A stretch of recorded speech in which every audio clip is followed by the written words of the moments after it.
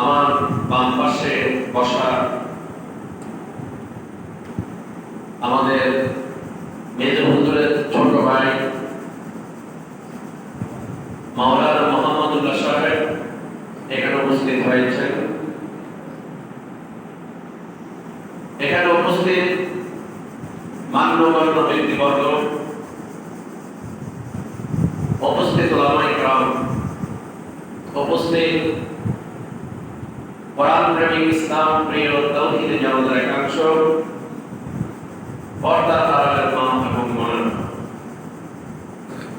আমরা মহান আল্লাহ তাআলার দরবারে শুকরিয়া জ্ঞাপন করছি, যিনি আমাদেরকে আজকে 5 দিন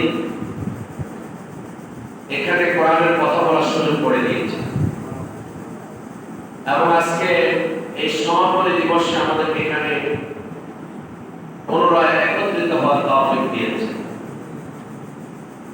আমাদের মধ্যে কত অসুস্থ মানুষ বিছানায় শুয়ে আছে, আল্লাহ পাক আমাদেরকে সুস্থ রেখেছেন এবং সিয়াম পালন করে আমাদেরকে আজকে একটানা 5 দিন কোরআনের কথা শোনার তৌফিক দিয়েছে। আমরা এই কোরআন শুনতে এসেছি, এটা আল্লাহ পাকের একটি অশেষ মেহেরবানি, অশেষ রহমত। এই জন্য আমরা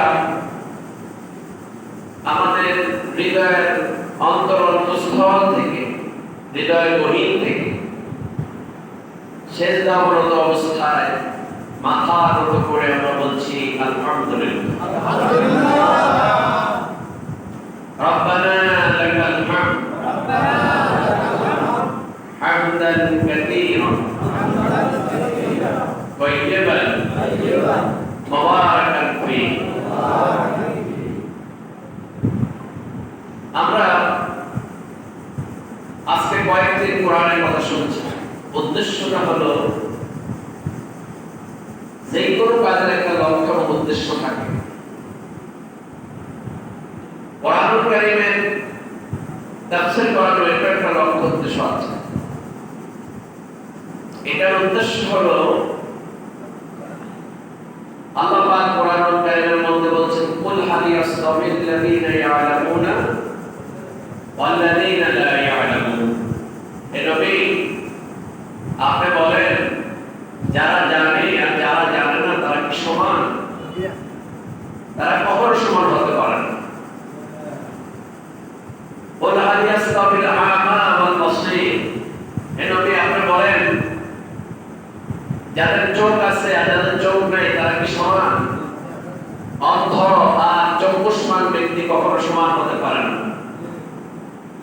তাহলে যারা জানে তারা হলো সর্বশ্রেষ্ঠ, আর যারা জানে না তাদেরকে শিখাতে হবে। এখন এখানে কোরআনুল কারীমের কথা বলার উদ্দেশ্য হলো আমিও শিখবো, আপনারাও শিখবেন।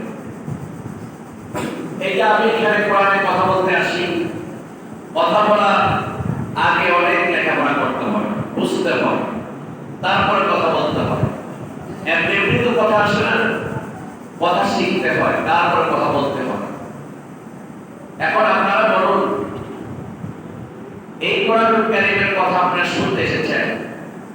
আমি কোরআনুল কারীমের সর্বপ্রথম এই দ্বিতীয় যে সূরাতুল বাকারা, এই সূরা বাকারা থেকে আমি আজকে কয়েকদিন একটানা আলোচনা করছি, আজকে সমাপনী দেব ইনশাআল্লাহ। তো সূরা বাকারা হলো 286 নম্বর আয়াত। এটা আলোচনা করে কিয়ামত পর্যন্ত শেষ করা যাবে, কারণ এত ব্যাখ্যা, এত গভীরতা। আমি প্রথম দিন বলেছিলাম এই সূরা বাকারার মধ্যে আল্লাহ পাকের 1000 হুকুম আছে এবং এই সূরা বাকারার মধ্যে আল্লাহ পাকের 1000 নিষেধ আছে। আমি কয়টা বলব, আমি কয়টা শোনাবো? আমি যেই কথাগুলো শোনাচ্ছিলাম সেটা হলো কি, সেটা হলো এই কোরআনুল কারীমের সূরা বাকারা সর্বপ্রথম আল্লাহ পাক তার জান্নাতি বান্দাদের, সফল বান্দাদের কথা আল্লাহ আলোচনা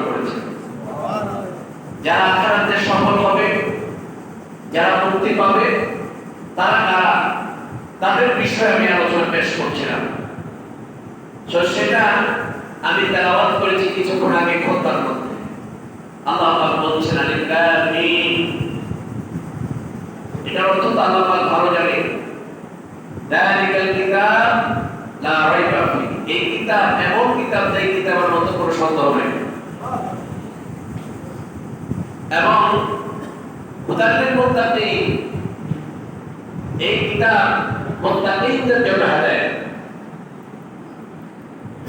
الذين يؤمنون بالغيب ويقيمون الصلاة ومما رزقناهم ينفقون।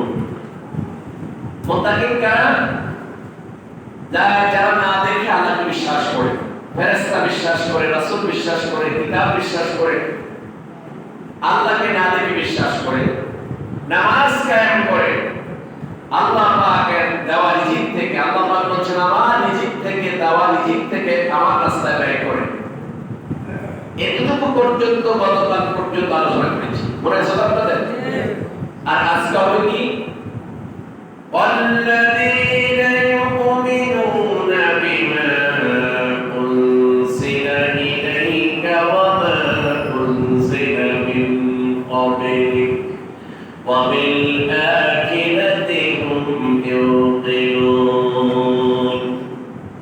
আল্লাহ পাক বলেন মুত্তাকিদের দ্বিতীয় চতুর্থ পরিচয় হলো, হে নবী আপনার প্রতি যে কিতাব নাযিল করা হয়েছে, অর্থাৎ এই কোরআন আপনার প্রতি নাযিল করা হয়েছে, এই কোরআনের প্রতি ঈমান আনে এবং আপনার পূর্বে যে সমস্ত কিতাব অবতীর্ণ হয়েছে ওই সমস্ত কিতাবের প্রতি ঈমান আনয়ন করেন।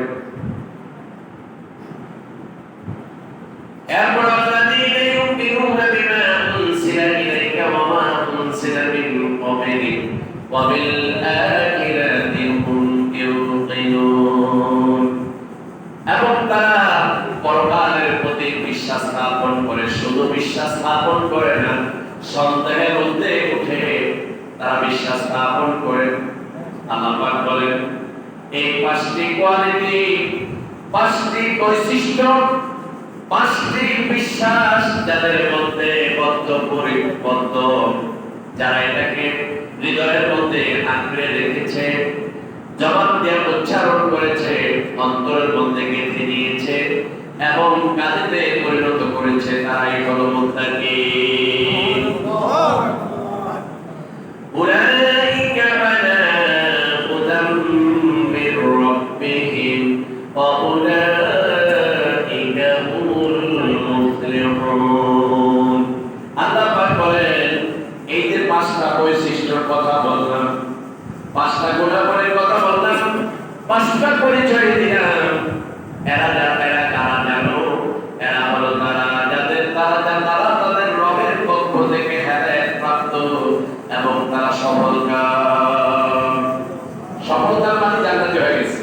যাদের মধ্যে এই পাঁচটি বৈশিষ্ট্য আছে তারা জান্নাতি। সুবহানাল্লাহ বলেন। ওয়াইদাল মুত্তাকিন, মুত্তাকিনদের জন্য জান্নাতের ওয়াদা করা হয়েছে, এরা সব সফল হয়ে গেছে। এখন ওয়াল্লাযীনা ইউমিনুনা বিমা উনসিলা ইলাইকা, হে নবী আপনার প্রতি যে কিতাব নাযিল হয়েছে এই কিতাবের প্রতি যারা বিশ্বাস স্থাপন করে এবং ওয়া উনসিলা মিন ক্বাবলিক, আপনার পূর্বে যে কিতাব নাযিল হয়েছে, তাওরাত, জাবুর, ইনজিল কিতাব নাযিল হয়েছে, সহিফা নাযিল হয়েছে, এগুলোর প্রতি যারা ঈমান আনে এরা হলো মুত্তাকিন। এরা হলো মুত্তাকিন, এরা হলো আল্লাহর নিয়ামত প্রাপ্ত বান্দাদের মধ্যে অন্তর্ভুক্ত। এখন বিষয়টা হচ্ছে আল্লাহ ওয়াল্লাযীনা ইউমিনুনা বিমা উনসিলা ইলাইকা, আপনার প্রতি যে কিতাব নাযিল করেছে সেই কিতাবের প্রতি বিশ্বাস স্থাপন করে। এখন বিশ্বাস স্থাপন মানে কি? আপনারা সুন্দর করে জবাব দেন, বিশ্বাসটা মানে কি? বিশ্বাস হলো আল্লাহ রাব্বুল আলামিন এই কোরআনুল কারীম নাযিল করে আল্লাহ পাক রাসূল কারীম সাল্লাল্লাহু আলাইহি ওয়াসাল্লামের উপরে ধীরে ধীরে প্রয়োজন মোতাবেক আল্লাহর যে নির্দেশ, নিষেধ, আদেশ এগুলো আল্লাহ পাক নাযিল করেছেন, এগুলা সবগুলোর প্রতি আমরা ঈমান আনবো, আমি বিশ্বাস স্থাপন করব। এটার নাম হলো মুত্তাকিনের বিশ্বাস। এখন আমি আল্লাহ পাকের নাযিলকৃত কিতাবের প্রতি ঈমান আনার অর্থ হলো আল্লাহ যা বলেছেন আমি তার প্রতি বিশ্বাস স্থাপন করব।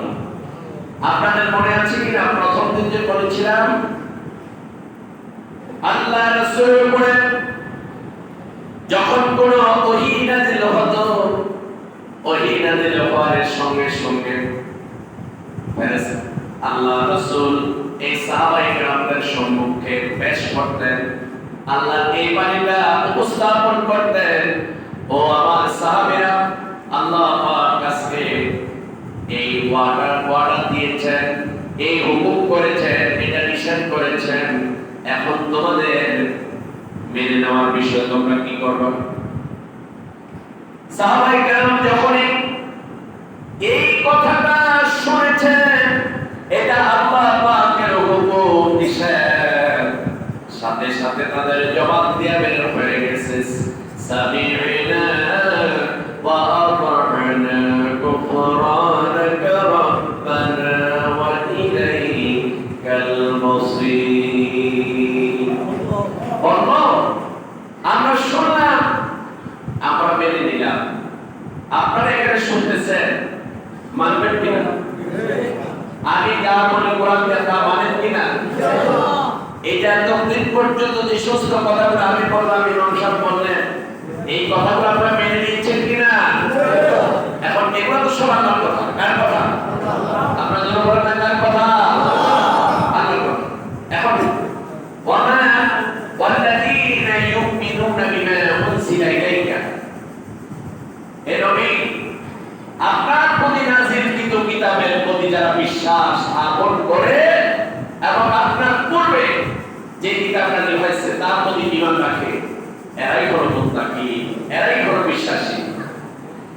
এখন আল্লাহ রাব্বুল আলামিন কোরআনুল কারীমের মধ্যে 31 আহ্বান দ্বারা আল্লাহ পাক আহ্বান করেছেন এই বিশ্বাসীদেরকে যারা মুমিন। যেমন আল্লাহ পাক বলছেন, ইয়া আইয়ুহাল্লাযীনা আমানু দুখুলু ফিস-সিলমি কাফা ওয়া লা তাত্তাবি'উ খুতুওয়াতিশ-শাইতান ইন্নাহু লাকুম আদুউম মুবিন। আল্লাহ রাব্বুল আলামিন এখানে মুমিনদেরকে উদ্দেশ্য করে ডেকে বলেছেন, হে বিশ্বাসীরা, হে ঈমানদারগণ, উদখুলু ফিস-সিলমি কাফা, তোমরা পুরোপুরি ইসলামের মধ্যে প্রবেশ করো। খানিকটা প্রবেশ করলে হবে না, পুরোপুরি তোমরা ইসলামের মধ্যে দাখিল হতে হবে, ইসলামের মধ্যে প্রবেশ করতে হবে। ওয়ালা তাত্তাবিউ খুতুওয়াতিশ-শাইতান, আর শয়তানের পদাঙ্ক, শয়তানের পথ অনুসরণ করো। কেন? আল্লাহ পাক বলে দিচ্ছেন কারণটা কি, তোমরা কেন শয়তানের পথ অনুসরণ করবে না? আল্লাহ পাক বলছেন এইজন্য, ইন্নাহু লাকুম আদুউম মুবিন, নিশ্চয়ই শয়তান তোমাদের জন্য প্রকাশ্য দুশমন। প্রকাশ্য দুশমন। শয়তান কি বন্ধু না দুশমন? এই একটা কোরআনে কথা বললাম। তো এই যে কোরআনে আল্লাহ পাক মুমিনদের উদ্দেশ্য করে বলেছেন যে তোমরা বিশ্বাস স্থাপন করো, এটা যে উদখুলু ফিস-সিলমি কাফা, তোমরা ইসলামের মধ্যে পুরোপুরি দাখিল করো। এখন আপনাদেরকে প্রশ্ন যদি করি, জবাবটা আপনারা সঠিকভাবে দিয়েন। এবার বলুন তো, উদখুলু ফিস-সিলমি কাফা এর অর্থ কি? পুরোপুরি ইসলামের মধ্যে দাখিল হয়ে যাও। আমরা এখানে যারা উপস্থিত আছি, আমরা জবাব দেন সকলে, আমরা কি ইসলামের মধ্যে পুরোপুরি অবস্থান করছি কিনা? করছি? আমাদের মধ্যে ইসলামের পুরোপুরি আইন আছে? আমরা কি আল্লাহর আইন মেনে চলি? না, খানিকটাও নাই। বিন্দু পরিমাণ কোন খুঁজে খুঁজে পাওয়া যাবে। নামাজ পড়তে আসলে নামাজের মতো যাবে না। এখানে আল্লাহ পাক উদখুলু ফিস-সিলমি কাফা, এই কথা বলে আল্লাহ রাব্বুল আলামিন দ্বিতীয়বার বলেন ওয়ালা তাত্তাবিউ খুতুওয়াতিশ শাইতান, তোমরা শয়তানের পথ অনুসরণ করো না। এর মানে হলো না, এর মানে মুয়াজ্জিন সাহেব ফজরের সময় ডাকতে থাকে হাইয়া আলাস সালাত, যোহরের সময়, আসরের সময়, মাগরিবের সময়, এশার সময় একে বাক্যে একে আহ্বান করে হাইয়া আলাস সালাত, এসো নামাজের দিকে আসো, এসো নামাজের দিকে আসো। ফজরের সময় যখন মুয়াজ্জিন সাহেব আপনাকে ডাকে, শয়তান আপনার পা টিপে শরীর টিপে আপনাকে আরাম দেয়, বলে যে তুমি মসজিদে যেও না, আরামে ঘুমাও, তোমার স্বাস্থ্য নষ্ট হয়ে যাবে। তার মানে হলো শয়তান ওয়াদা করেছিল আল্লাহ রাব্বুল আলামিনের কাছে যে আল্লাহ আমি তোমার এই বান্দাগুলোর জন্য পথভ্রষ্ট হয়ে গিয়েছি, আমি আজকে জাহান্নামে হয়ে গিয়েছি, আমি ওয়াদা করলাম তোমার সবগুলা বান্দাকে আমি জাহান্নামে বানিয়ে দেব। এই জন্য শয়তান ফজরের সময় আরাম করে ঘুম পাড়িয়ে দেয়, মসজিদে যেও না, মসজিদে গেলে লাভটা কি, আরামে ঘুমাও, স্বাস্থ্য ভালো থাকবে, সারাদিন কাজ ভালো করে করতে পারো। আর যখন ফজরের সময় শেষ হয়ে যায় শয়তান আপনাকে ছেড়ে চলে যায়। তার মানে হলো প্রকাশ্য দুশমন, মানে হলো এই শয়তান আপনাকে জাহান্নামী করে ঘর থেকে বের হয়ে গেল। এখন আল্লাহর হুকুম কি? আল্লাহ পাক বলছে তোমাদেরকে ইসলামের মধ্যে পুরোপুরি দাখিল হতে হবে, মানে কোরআনের পুরোপুরি আইন মেনে নিতে হবে, কোরআনকে পুরোপুরি মেনে নিতে হবে। যদি তোমরা এটা মানো তাহলে তোমরা পূর্ণাঙ্গ মুসলমান, পূর্ণাঙ্গ ঈমানদার। এখানে আল্লাহ রাব্বুল আলামিন আরো কিছু ইঙ্গিত দিয়েছেন, সেটা কি? দেখুন, আমাদের এই সমাজে যাকাত প্রতিষ্ঠিত না সুদ প্রতিষ্ঠিত? জোরে বলেন না, সুদ। এই রাষ্ট্রে কি সুদ প্রতিষ্ঠিত না যাকাত প্রতিষ্ঠিত? এই সমাজের মধ্যে অনেক বিত্তশালী আছে, অর্থের অভাব নাই, টাকা পয়সার অভাব নাই, কিন্তু তারা যাকাত ঠিক মতো দেয় না। আছে কিনা? আর আছে কিনা? অনেক অর্থশালীও যাকাত ঠিক মতো দেয় না, যদিও দেয় আমরা একটা দিয়ে দিল। ওই যে বাজারে যে সমস্ত 2 নম্বর কাপড় আছে সেগুলো বেছে বেছে এনে মানুষকে দিয়ে দিল, মানে ধোকা দিয়ে দিল। এখন এই রাষ্ট্রের মধ্যে যাকাত প্রতিষ্ঠিত নাই, কিন্তু প্রতিষ্ঠিত আছে সুদ। তাহলে আল্লাহর আইন প্রতিষ্ঠিত নাই, শয়তানের আইন প্রতিষ্ঠিত আছে, ঠিক কি না? সুদ কার আইন? জোরে বলো বাবা ভাই, সুদ কার আইন? কি আমরা কি সুদ খান নাই? তো জোরে জোরে জবাব দেন না কেন? সুদ কার আইন? শয়তানের আইন। আর যাকাত কার আইন?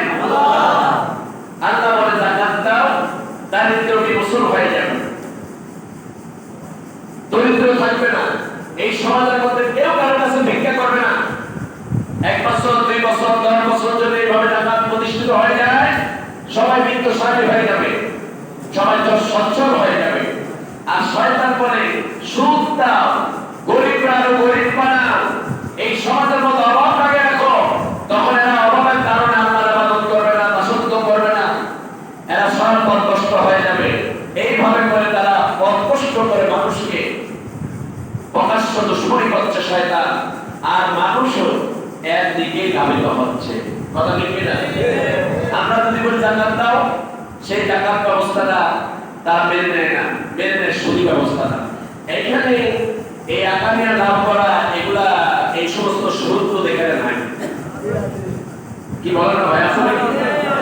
আছে, এগুলো আছে। তাহলে এখন আল্লাহ পাক বললেন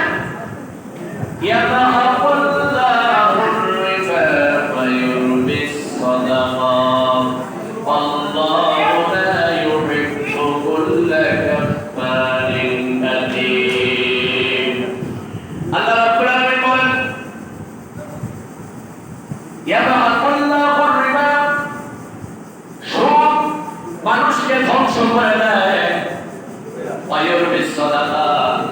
আর যেটা যাকাত দেওয়া হয়, সাদাকা দেওয়া হয়, এটা মানুষকে বৃদ্ধি করে দেয়।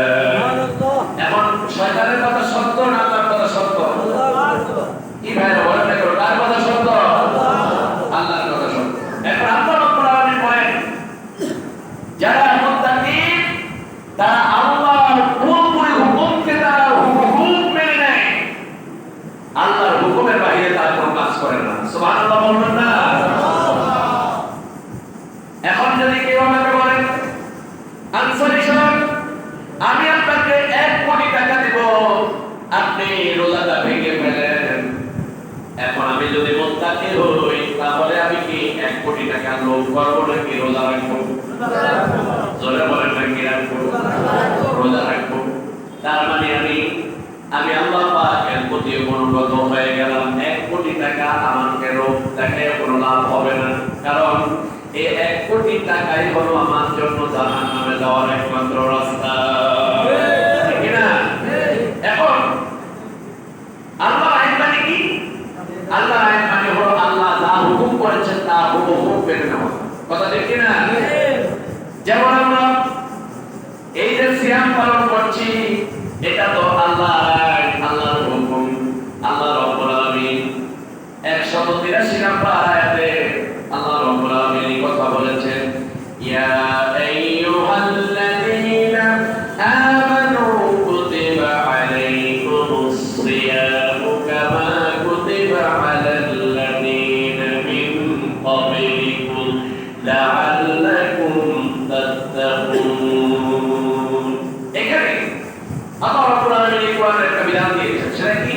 হে বিশ্বাসীরা, কুতিবা আলাইকুমুস সিয়াম, তোমাদের উপরে সিয়াম ফরজ করা হয়েছে, যেটা আমরা রোজা বলি। রোজা ফরজ করা হয়েছে, যেমন ফরজ করা হয়েছিল তোমাদের পূর্ববর্তীদের উপর, ঠিক তেমনি ভাবে তোমাদের উপরে সিয়ামকে ফরজ করা হয়েছে। তাহলে এটা একটা হুকুম, আমরা মেনে নিলাম, আমরা রোজা রাখলাম। বলেন আলহামদুলিল্লাহ, বলেন আলহামদুলিল্লাহ। আকিমুস সালাতা ওয়া আতুস যাকাতা ওয়া আতাসিমু বিল্লাহ। আল্লাহ পাক বলেন নামাজ কায়েম করো, যাকাত প্রদান করো। আমরা ফজর থেকে এশার সালাত আদায় করলাম, আল্লাহর হুকুম পালন করলাম, মসজিদে আসলাম, যথাযথভাবে জামাতের সহিত আদায় করলাম, আল্লাহর হুকুম মেনে নিলাম। কিন্তু নামাজ কায়েমের পরে ওয়াতু যাকাত, আল্লাহ পাক যাকাতের হুকুম করেছেন। এই যাকাতের বিষয়ে আল্লাহ পাক বারবার বান্দাকে নির্দেশ দিয়েছেন। এখন নামাজ কায়েম করলাম কিন্তু যাকাত দিলাম না, তাহলে কি আমি পূর্ণাঙ্গ আল্লাহর এই কোরআনের কথা মানলাম কিনা? বলেন মেনে নিলাম? কারণ আমি অর্ধেক মানলাম, অর্ধেক মানলাম না। নামাজ কায়েম এটা করব কিন্তু যাকাত দিতে পারবো না। তাহলে আল্লাযীনা ইউমিনুনা বিমা উনজিলা ইলাইকা, তোমাদের এই হে নবী আপনার প্রতি যে কিতাব নাযিল করা হয়েছে, এই কিতাবের প্রতি যারা বিশ্বাস স্থাপন করে, আপনার পূর্বে যে কিতাব নাযিল করা হয়েছে সেই কিতাবের প্রতি যথাযথ ঈমান আনে, এরাই হলো মুত্তাকি। সুবহানাল্লাহ। ভাইরা আমার, তাহলে আমি সব কথা তো বলতে পারবো না, কিছু কিছু কথা আপনাদেরকে শোনাচ্ছি। আপনারা কথা বলবেন না কেউ, কেমন? আমার দিকে খেয়াল করুন, এদিক সেদিক তাকাবেন না, তাহলে আমার ডিস্টার্ব হয়। আমি আজকে আপনাদেরকে ফিনিশিং কিছু কথা শোনা যাচ্ছি। তো এখানে আপনারা বলুন, এই আসমান কার? আল্লাহ। জোর বলেন আল্লাহ। আমরা কার? আল্লাহ। এই জমিন কার? আল্লাহ। এই জঙ্গল পাহাড় আল্লাহ, গাছ গাছালি পানি সব কার? আল্লাহ। এগুলো তো সব আল্লাহ। আর আপনি কার? আল্লাহ। সুবহানাল্লাহ। আপনি আল্লাহ, আমি আল্লাহ, সবাই যদি আল্লাহর হয়, আল্লাহ বলে আমি তোমাদেরকে একটা সংবিধান দিয়ে দিয়েছি, এই সংবিধান অনুযায়ী চলতে হবে। এটার কথাই বলছি, ওয়াল্লাযীনা ইউমিনুনা বিমা উনজিলা ইলাইকা। হে নবী, আপনার প্রতি যে কিতাব নাযিল করেছি, এই কিতাবের প্রতি যারা বিশ্বাস স্থাপন করে, আপনারা সবাই চিৎকার করে বলেন, এই কোরআনকে আপনারা বিশ্বাস করেন? বলেন কতটুকু? পুরোপুরি। তো এই সমাজে তার এই রাষ্ট্রের মধ্যে আল্লাহর আইন নেই কেন? আল্লাহর হুকুম নাই কেন? এই রাষ্ট্রটা কি মানুষের হুকুমে চলে না আল্লাহর হুকুমে চলে? বলেন কার হুকুমে চলে? আল্লাহর হুকুমে চলে। আল্লাহর হুকুমে চলে? তাই একটু কয়জন বলছে আল্লাহর হুকুম বলে চলে। এটা কার হুকুমে চলে? মানুষের হুকুমে চলে। আর আল্লাহর হুকুম হলো ফজরের আজান হওয়ার সাথে সাথে কেউ হুকুমের মধ্যে থাকতে পারবে না। নারী হোক পুরুষ হোক উভয় জাগ্রত হতে হবে। ঠান্ডা পানি হোক গরম পানি হোক ওযু করে পুরুষরা মসজিদে আসবে, নারীরা ঘরের মধ্যে নামাজ কায়েম করবে। কেউ থাকতে পারবে না ঘরের মধ্যে। এখন যদি ফজরের সময় আল্লাহর হুকুমটা যদি সকলে মেনে ফজরের নামাজ জামাতের সহিত আদায় করে, তাহলে বুঝতে হবে এই রাষ্ট্রের মানুষ আল্লাহর আইন মানছে। কথা ঠিক না? কিন্তু দুঃখজনক হলো সত্য, ফজরের আজান হওয়ার পরে মানুষরা অনেকে ঘুমায়, ফজরের নামাজ পড়ে না, 8টা 10টা পর্যন্ত ঘুমায়। ঘুম থেকে জাগ্রত হইয়া তারা সিগারেট খায়, বিড়ি খায়। তারা বিড়িটারে ধরাইয়া তারা টয়লেটে গিয়ে বসে বসে সিগারেট খায়। কথা ঠিক না ঠিক? তারা সিগারেট খায়, তারা বেজার হইলে তো তারা কি করলো? একদিকে আল্লাহর বিধানকে লঙ্ঘন করলো, আরেকদিকে শয়তানের আইনটাকে বাস্তবায়ন করলো, টয়লেটে বসে বসে বিড়ি খেয়ে। কথা ঠিক না? টয়লেটে বসে বসে বিড়ি খেয়ে সেটাকে বাস্তবায়ন করলো। এখন আল্লাহ রাব্বুল আলামিন বলেন, নিসাব পূর্ণ হয়েছে, 1 বছর তোমার সম্পদের বয়স পূর্ণ হয়েছে, এবার তুমি এই সম্পদের যাকাত দিয়ে দাও। ওয়াতু যাকাতা, এই যাকাতটা দিয়ে দাও।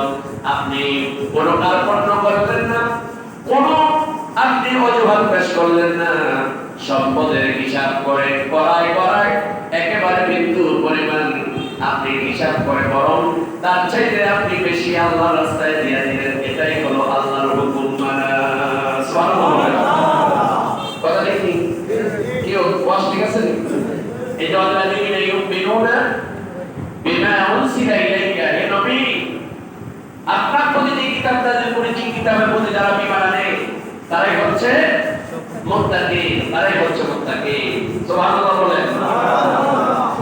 আল্লাহ রাব্বুল আলামিন বলেন, ওয়াকারনা ফি বুয়ুতিকুন্না ওয়ালা তাবাররুজাল জাহিলিয়াতিল উলা। আয়াতটা কি? ওয়াকারনা ফি বুয়ুতিকুন্না ওয়ালা তাবাররাজনা তাবাররুজাল জাহিলিয়াতিল উলা। শুনেন, আল্লাহ বলেন নারীরা তোমরা ঘরের মধ্যে থাকো। এটা কার হুকুম? আল্লাহ। আল্লাহ বলেন তোমরা ঘরের মধ্যে থাকো, তার মানে হলো ঘরের বাহিরে আসলো, ঘরের পরিবেশ নিয়ে আসতে হবে, পর্দা করে আসতে হবে। এখন এই আমাদের সমাজের মধ্যে বেপর্দা নারীর সংখ্যা বেশি নাকি পর্দাশীল নারীর সংখ্যা বেশি? আওয়াজ নেই। বেপর্দা নারীর সংখ্যা বেশি। এখন এই নারীটা বেপর্দা চললো, এই নারী কি আল্লাহর হুকুম মানলো নাকি শয়তানের হুকুম মানলো?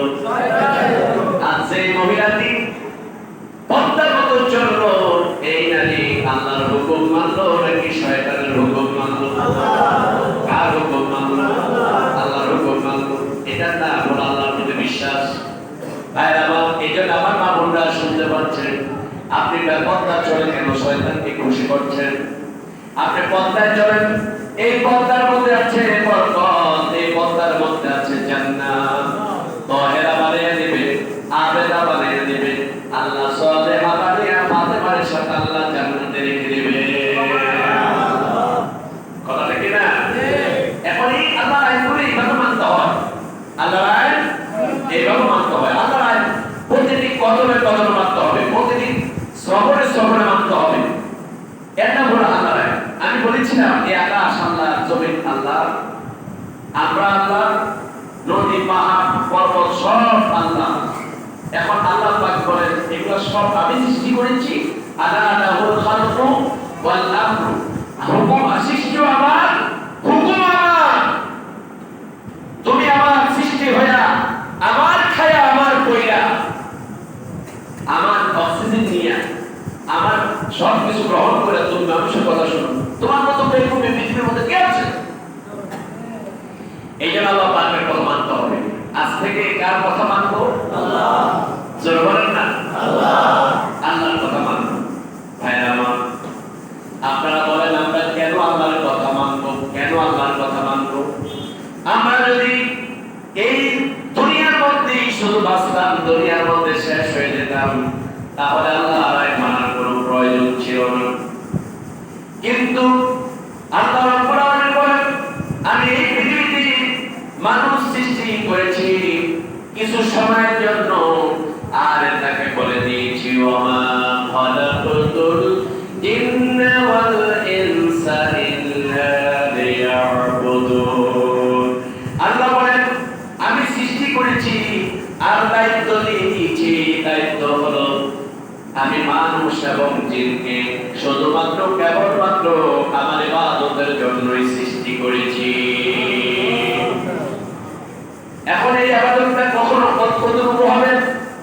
কেউ 20 বছর হায়াত পাবে, কেউ 30 বছর হায়াত পাবে, কেউ 60 বছর, কেউ 70 বছর, কেউ 100 বছর হায়াত পাবে, আবার কেউ নবজাতক সন্তান গর্ভ থেকে মৃত্যু হবে।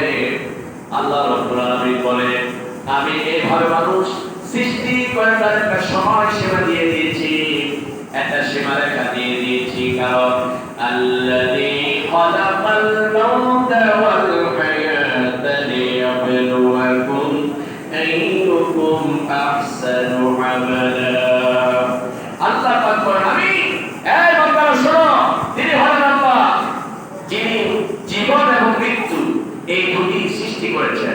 জীবনকে দিয়েছেন আল্লাহ। আমার দিকে তাকিয়ে আছেন এই জীবন দিয়া, আমি আপনাদের তাকিয়ে আছি, কে দিয়েছে? আল্লাহ। আবার মৃত্যু কে দিবে? আল্লাহ। আল্লাহ রাব্বুল আলামিনের জীবন এবং মৃত্যু এই দুটি সৃষ্টি করার উদ্দেশ্য হলো পরীক্ষা করব। আল্লাহ পাক বলেন পরীক্ষা করব। আল্লাহ পাক বলেন এই পরীক্ষার মাধ্যমে জেনে নিব কারা সবচাইতে কাদের আমলটা ভালো, কাদের আমল ভালো, আমি সেটা দেখে নেব। সুতরাং এই দুনিয়াতে যতদিন থাকবো, আল্লাহ বলছে সময়কে অপচয় করতে পারবো না। প্রতিটি সময় আমার হুকুম মেনে চলতে হবে, আমার হুকুম মেনে চলতে হবে। এই যে বিগত 16 বছর যে সরকার আমাদের দেশে ছিল, একটা কাহিনী আপনাদেরকে বলি শুনেন। হাসান আলী মাঠে, জামপুর হাসান আলী মাঠে জনসভা হচ্ছে, আমেরিকার বড় বড় নেতা আছে। এখন আসরের সময় হয়ে গেল, আসরের সময় হয়ে গেল, সেখান থেকে একটা এসে বলছে, মুয়াজ্জিন সাহেব আজকে আপনি আযান দিবেন 10 মিনিট পর, কারণ এখন আমাদের নেতা বক্তব্য দিবেন। এখন আপনি বলুন তো, আপনারা তো সবাই মুসলমান, এখন এই আযানের সময় হওয়ার সাথে সাথে মুয়াজ্জিন সাহেব আযান দিবেন না নেতার বক্তব্য শুনবেন? আযান দিবে। জোরে বলেন না। কি দিবে? আযান দিবে। ওই বেকুব নেতা বলবো আযান 10 মিনিট পরে আমার নেতার বক্তব্য আগে। তোমার নেতা এই মুহূর্তে এখানে হার্ট অ্যাটাক করে মারা যেতে পারে, তোমার নেতা এই মুহূর্তে এখানে মৃত্যুবরণ করতে পারে, কিন্তু আমার নামাজের সময় চলে যাচ্ছে, আমি যদি বেনামাজি হয়ে মারা যাই আমি জাহান্নামে যাব। আমি আল্লাহর হুকুম অমান্য করতে পারি না। কথা ঠিক কি না? এখন এখানে কার কথা শুনবেন? আল্লাহ। কার কথা শুনবেন? আল্লাহর কথা শুনবেন। এখন আমাদের দেশে তো এটাই চলছে। হায় হায়, জনসভা হচ্ছে, বিশাল নেতা খালি একজন নাই, গ্রিনশে বক্তব্য দিচ্ছে, উঠাই না, আমি হ্যান্ড করেন না, ধ্যান করেন না, কিন্তু নামাজ পড় না পড়েন না। কথা দেখি না? এখন আপনারা বলুন, আপনাদের প্রতিটি কদম দিচ্ছেন, প্রতিটি কাজ করছেন, আপনি রাজনীতি করেন, আপনি ব্যবসা করেন, আপনি কৃষি কাজ করেন, যেটাই করেন, আপনাকে চিন্তা করতে হবে এখন আমার আল্লাহ আমাকে এখানে আহ্বান করছে, আমি এখানে আমি কাজ করতে পারবো না।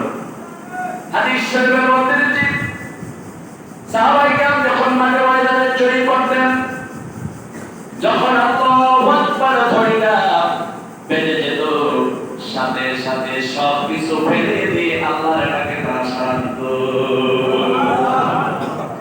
আল্লাহর ডাকে তারা সাড়া দিত। আর এখন মুসলমানরা, আমরা পূর্বে দেখেছি জুমার দিন মুসলমানরা চাষাবাদ করতো না, কৃষি কাজ করতো না জুমার দিন, কিন্তু এখন মুসলমান কি করে?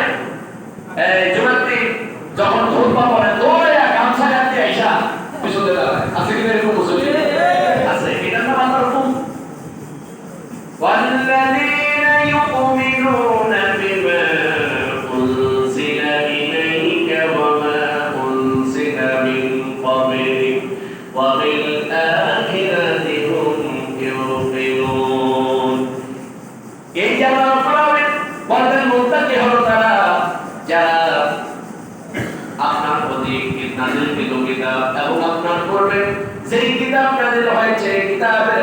যথাযথ ঈমান রাখে তারাই হলো মুত্তাকিন। সুবহানাল্লাহ। এখন আল্লাহ প্রতি বিশ্বাস করি, এই কোরআনকে মহব্বত করি। এই জন্য তো আমরা আমাদের সমস্যা কোথায় বলতে পারবো আপনারা? আমাদের এই দেশে কিছু নেতা, কিছু রাজনীতিবিদ এই দেশের মানুষদেরকে ভাব দিয়েছে। কি ভাব দিয়েছে?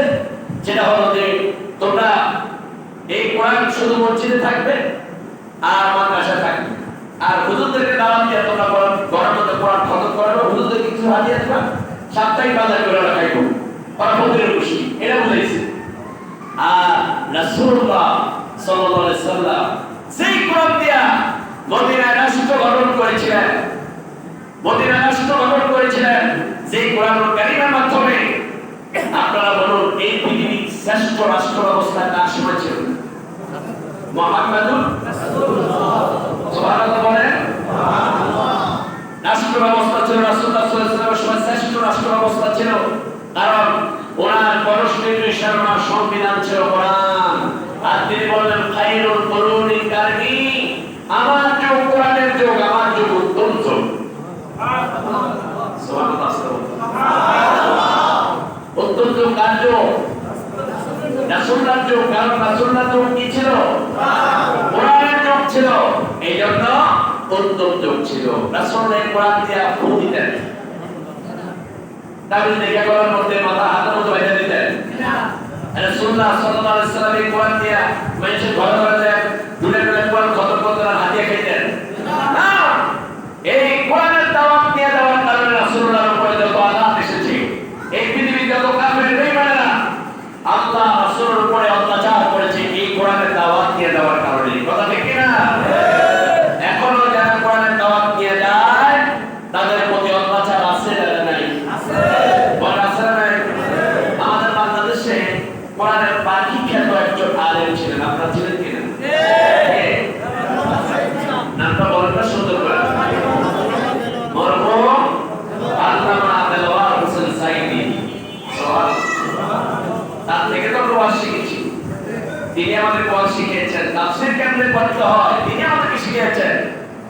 এই আল্লামা সাইদি রহমাতুল্লাহ আলাইহি তার জানাজা আমি গিয়েছিলাম গাড়ি নিয়ে। সেই ঢাকাতে তো জানাজা হতে দেয় নাই, পিরোজপুরে গিয়েছি। আমি পিরোজপুর প্রতি বছর মাহফিল করি, তাফসীর করি আল্লামা সাইদি সাহেবের এলাকায়।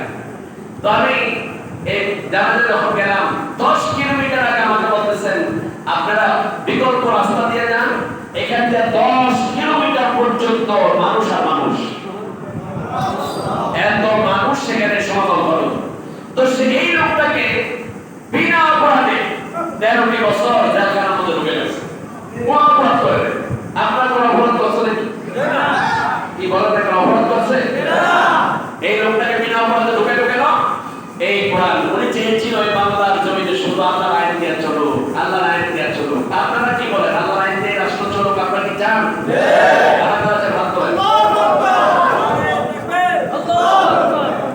আলহামদুলিল্লাহ, চান তো? তো আল্লাহ রাব্বুল আলামিন এই বান্দার দ্বারা চেয়েছিলেন দাওয়াতটা পৌঁছে দেবেন, কিন্তু দুষ্ট সরকার তাকে বিনা অপরাধে জেলখানায় লাস্টে বিনা অজুহাতে অসুস্থতার ভাব দিয়া পিজি হাসপাতালে নিয়ে বিষাক্ত ইঞ্জেকশন দিয়ে তাকে শহীদ করে দিয়েছে। তো আল্লাহ পাক এই কোরআনের দাওয়াত পৌঁছে দিবেন। আমরা আছি কিনা? আমরা তার উত্তরসূরি আছি। আপনারা এই কোরআনের জন্য যদি জীবন দিতে হয়, জীবন দিতে প্রস্তুত আছেন কিনা? আল্লাহ বলেন না, হাত আছে কিনা? আল্লাহ পাক কবুল করে কোরআনে। আমিন। বন্ধুগণ, সমাজটা কোরআনে, এই রাষ্ট্রটা কোরআনে, কিন্তু শয়তানরা আমাদেরকে কোরআন মানতে দেয় না। শয়তানরা আমাদেরকে কোরআন মানতে দেয় না। আমি বিশ্বাস করি এই কোরআন একদিন এই বাংলাদেশে প্রতিষ্ঠিত হবে ইনশাআল্লাহ। আপনারা বিশ্বাস করেন কিনা? এই আঙ্গুলটা দিয়ে কোরআনের পক্ষে রায় দিবেন তো ইনশাআল্লাহ? এই কোরআনের পক্ষে আমরা একটা টিক দিয়ে দিন যে আমি আল্লাহ কোরআনের পক্ষে রায় দিলাম। সমর্থনের ভিত্তিতে জান্নাত, সমর্থনের ভিত্তিতে জাহান্নাম। আসিয়া সমর্থন করেছে মূসাকে, আর ফেরাউন সমর্থন করেছে শয়তানকে। জান্নাতীকে আসিয়া বলেন, জান্নাতীকে আসিয়া। কারণ আসিয়া আল্লাহকে বিশ্বাস করেছে, মূসাকে